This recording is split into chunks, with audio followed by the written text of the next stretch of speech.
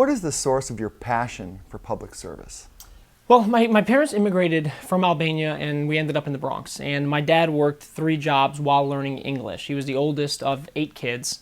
He worked as a pizza man, a doorman, and a cab driver, and went to Columbia. And he got his PhD at Columbia and then came back to get a job for the government in D.C. at Voice of America. While he was there, he was the head of the Albanian service. So he was on air broadcasting into a communist country, and we had no idea if anybody was ever, listening to it.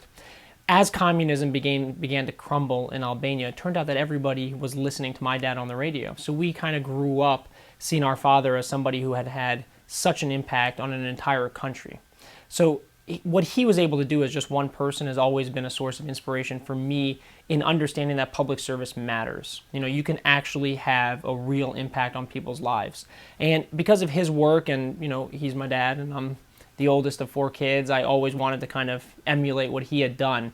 So I went to American University in DC and tried to get involved locally there, went on to the Harvard Kennedy School, and then worked on a presidential campaign, and all the while trying to do what I could to make my community better, but always in the back of my head understanding that we all kind of have an obligation to do public service.